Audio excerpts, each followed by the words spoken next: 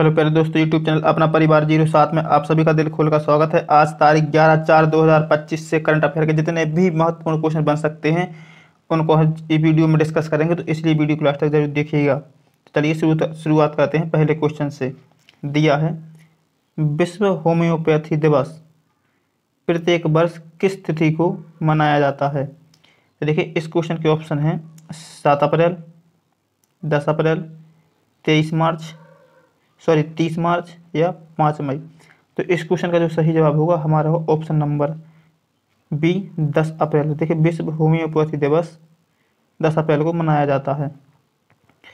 देखिए, विश्व होम्योपैथी दिवस होम्योपैथी के संस्थापक डॉक्टर सैमुअल हनीमैन की जयंती के उपलक्ष्य में हर वर्ष 10 अप्रैल को मनाया जाता है। तो चलिए इसी के नेक्स्ट क्वेश्चन पर चलते हैं। देखिए, दिया है, 9 अप्रैल को स्वीकृत 63,000 करोड़ के सौदे के तहत भारत द्वारा फ्रांस से कितने राफेल मरीन फाइटर जेट खरीदे जाने हैं। तो इस क्वेश्चन का ऑप्शन है 30, 26, 36 या 24। तो इस क्वेश्चन को सही जवाब होगा हमारा ऑप्शन नंबर बी, 26। देखिए, 9 अप्रैल को स्वीकृत 63,000 करोड़ के सौदे से 26 राफेल मरीन फाइटर जेट खरीदे जाने हैं। किससे? फ्रांस से। कौन खरीदेगा? भारत खरीदेगा। तो देखिए, दिया है, फ्रांस से 26 राफेल एम जेट खरीदने के लिए केंद्र ने 63,000 करोड़ के सौदे को मंजूरी दी। 9 अप्रैल को प्रधानमंत्री नरेंद्र मोदी की अध्यक्षता वाली सुरक्षा मामलों की कैबिनेट समिति CCS ने भारतीय नौसेना के लिए फ्रांस से 26 राफेल एम लड़ाकू जेट खरीदने के लिए लगभग 63,000 करोड़ के सौदे को मंजूरी दी। इस सौदे में 22 सिंगल सीट जेट शामिल हैं जो विमान वाहक से संचालित हो सकते हैं और 4 ट्विन सीटर प्रशिक्षण जेट हैं जो विमान वाहक से संचालित नहीं हो सकते हैं। CCS अनुमोदन सरकार सौदे के लिए अंतिम चरण है और समझौता अब औपचारिक निष्कर्ष की प्रतीक्षा कर रहा है। तो चलिए इसी के साथ हम नेक्स्ट क्वेश्चन पर चलते हैं। देखिए, दिया है, नवीनतम आवधिक श्रम बल सर्वेक्षण PLFS डेटा के अनुसार 2024 में 15 वर्ष और उससे अधिक आयु के व्यक्तियों के बीच या व्यक्तियों के लिए भारत की बेरोजगारी दर क्या है। तो इस क्वेश्चन के जो ऑप्शन है 5.2%, 4.8%, 4.9% या 5.0%। तो इस क्वेश्चन का सही जवाब होगा 4.9%। तो देखिए, 4.9% होगा इस क्वेश्चन का सही जवाब। देखिए, देखते हैं। 9 अप्रैल को सांख्यिकी और कार्यक्रम कार्यान्वयन मंत्रालय द्वारा जनवरी से दिसंबर 2024 तक आवधिक श्रम बल सर्वेक्षण की नवीनतम वार्षिक रिपोर्ट जारी की गई। PLFS के नवीनतम आंकड़ों के अनुसार 15 वर्ष और उससे अधिक आयु के व्यक्तियों के लिए भारत की बेरोजगारी दर 2023 में 5.0 से 2024 में 4.9% तक मामूली गिरावट देखी गई है। रिपोर्ट से पता चलता है कि ग्रामीण क्षेत्रों में बेरोजगारी दर 4.3% से 4.2% तक मामूली रूप से घटी है। श्रम बल भागीदारी दर, जिसको हम LFPR, कुल मिलाकर 56.2% स्थिर रही, जो श्रम बाजार में कामकाजी आयु वर्ग की आबादी की निरंतर भागीदारी को दर्शाती है। तो चलिए इसी के नेक्स्ट क्वेश्चन पर चलते हैं। कौन सा कन्नड़ उपन्यास अंतर्राष्ट्रीय बुकर पुरस्कार 2025 के लिए चुने जाने वाला भाषा का पहला शीर्षक बन गया है। तो इस क्वेश्चन का ऑप्शन है संस्कार, घाचर घोचर, हार्ट लैम्प या कुसुमावली। तो इस क्वेश्चन का जो सही जवाब होगा हार्ट लैम्प। तो इस क्वेश्चन का सही जवाब होगा हार्ट लैम्प। तो देखिए, कन्नड़ उपन्यास, कौन सा उपन्यास कौन सा है? हार्ट लैम्प अंतर्राष्ट्रीय बुकर पुरस्कार 2025 के लिए शॉर्ट लिस्ट होने वाली भाषा की पहली किताब बन गई है। कर्नाटक की लेखिका, कार्यकर्ता और वकील बानू मुश्ताक की लघु कहानी संग्रह हार्ट लैम्प को अंतर्राष्ट्रीय बुकर पुरस्कार 2025 के लिए चुना गया है। देखिए, दीपा भास्थी ने इस कृति का कन्नड़ से अंग्रेजी में अनुवाद किया है। यह पहली बार है जब किसी कन्नड़ पुस्तक ने प्रतिष्ठित साहित्यिक पुरस्कार की दौड़ में इतनी दूर तक जगह बनाई है। तो चलिए इसके सामने क्वेश्चन पर चलते हैं। दिया है इको टूरिज्म को बढ़ावा देने के लिए खुबानी ब्लॉसम फेस्टिवल 2025 कहाँ मनाया जा रहा है। तो देखिए इस क्वेश्चन के ऑप्शन है जम्मू, हिमाचल प्रदेश, लद्दाख या सिक्किम। तो इस क्वेश्चन का सही जवाब होगा ऑप्शन नंबर सी, लद्दाख। तो देखिए इको टूरिज्म को बढ़ावा देने के लिए लद्दाख में खुबानी ब्लॉसम फेस्टिवल 2025 मनाया जा रहा है। तो देखिए इको टूरिज्म को बढ़ावा देने के लिए लद्दाख में 2025 में खुबानी ब्लॉसम के फेस्टिवल मनाया जाएगा। 10 अप्रैल से लद्दाख के लेह और कारगिल दोनों क्षेत्रों के खुबानी उत्पाद क्षेत्र केंद्र शासित प्रदेश में पर्यटन को बढ़ावा देने के लिए खुबानी ब्लॉसम फेस्टिवल 2025 के संबंध में कार्यक्रमों की एक श्रृंखला मनाने के लिए तैयार है। तो चलिए शिक्षा नेक्स्ट क्वेश्चन पर चलते हैं।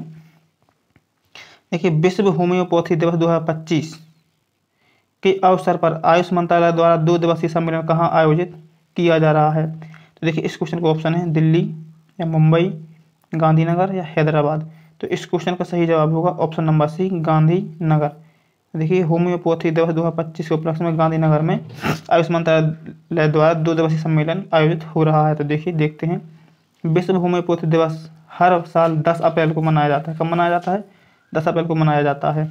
यह महत्वपूर्ण दिन डॉक्टर सैमुअल हैनीमैन की जयंती का प्रतीक है। होम्योपैथी के संस्थापक डॉक्टर सैमुअल हैनीमैन का जन्म 10 अप्रैल 1755 को जर्मनी में हुआ था।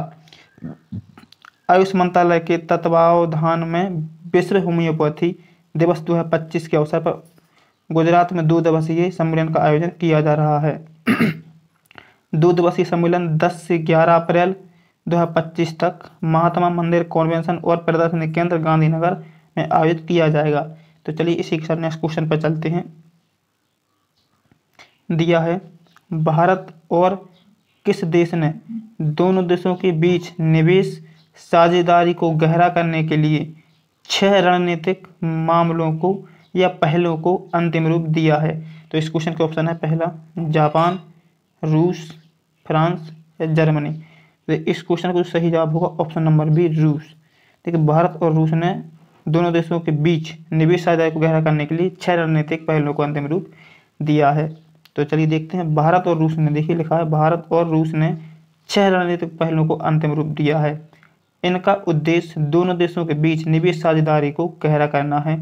प्राथमिकता निवेश परियोजनाओं पर भारत रूस कार्य समूह की 8वीं बैठक के दौरान यह निर्णय लिया गया। बैठक नई दिल्ली में आयोजित की गई। कहाँ की गई बैठक? नई दिल्ली में, ध्यान रखना है, नई दिल्ली में आयोजित की गई। इसमें आर्थिक सहयोग बढ़ाने पर ध्यान केंद्रित किया गया था। तो चलिए शिक्षा नेक्स्ट क्वेश्चन पर चलते हैं। दिया है पोषण पखवाड़ा का कौन सा संस्करण 8 अप्रैल से 22 अप्रैल 2025 तक मनाया जा रहा है। तो इस क्वेश्चन के ऑप्शन है चौथा, 5वां, 6ठा या 7वां। तो इस क्वेश्चन का जो सही जवाब होगा हमारा ऑप्शन नंबर डी, 7वां। तो देखिए 7वां जो पोषण पखवाड़ा है वह 8 अप्रैल से 22 अप्रैल 2025 तक मनाया जाएगा। तो देखिए देखते हैं, महिला एवं बाल विकास मंत्रालय द्वारा, किस मंत्रालय द्वारा? महिला एवं बाल विकास मंत्रालय द्वारा पोषण पखवाड़ा 2025 मनाया जा रहा है। इसका उद्देश्य पोषण के बारे में जागरूकता फैलाना और सामुदायिक स्वास्थ्य में सुधार करना है। यह पहल मिशन पोषण 2.0 का हिस्सा है। यह सामुदायिक भागीदारी बढ़ाने और व्यक्तियों को सशक्त बनाने पर केंद्रित है। इस वर्ष का मुख्य विषय जीवन के पहले 1000 दिनों का महत्व है। पोषण पखवाड़ा का 7वां संस्करण 8 अप्रैल से 22 अप्रैल 2025 तक मनाया जा रहा है। तो चलिए इसी के साथ नेक्स्ट क्वेश्चन पर चलते हैं। दिया है आरबीआई की मौद्रिक नीति समिति ने नीतिगत रेपो दर में 25 आधार अंकों की कटौती की है, जिससे रेपो दर कितनी हो गई है। तो देखिए इस क्वेश्चन का ऑप्शन है 7%, 6%, 5% और 4%। तो इस क्वेश्चन का जो सही जवाब होगा ऑप्शन नंबर बी, 6%।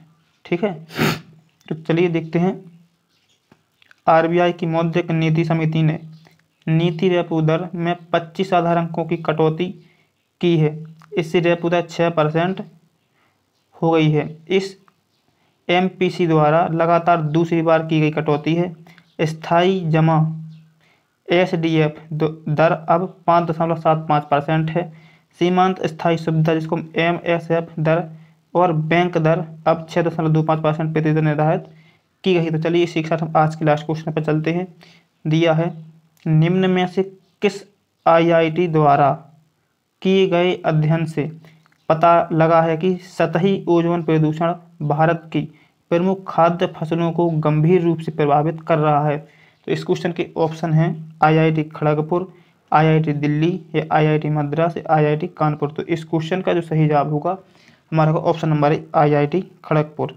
देखिए आईआईटी खड़गपुर है इसको सही जवाब। देखते हैं आईआईटी खड़गपुर के एक अध्ययन के अनुसार सतही ओजोन प्रदूषण भारत की प्रमुख खाद्य फसलों को गंभीर रूप से प्रभावित कर रहा है। यह विशेष रूप से भारत गंगा के मैदान और मध्य भारत जैसे क्षेत्रों में सच है। शोधकर्ताओं के अनुसार यह 2030 तक गरीबी और भूख को खत्म करने के संयुक्त राष्ट्र सतत विकास लक्ष्यों को प्राप्त करने की भारत की क्षमता में बाधा डाल रहा है। अध्ययन का नेतृत्व आईआईटी खड़गपुर के महासागर, नदी, वायुमंडल और भूमि विज्ञान केंद्र कोरल कहते हैं के प्रोफेसर जयनारायण कुट्टीपुथुर ने एक टीम ने उनका अध्ययन किया है। तो चलिए आज की वीडियो समाप्त होती है। वीडियो अच्छी लगी तो लाइक करें, शेयर करें और हमारे चैनल को सब्सक्राइब करें और डेली करंट अफेयर देखने के लिए सुबह 9 बजे जुड़ना ना भूलें।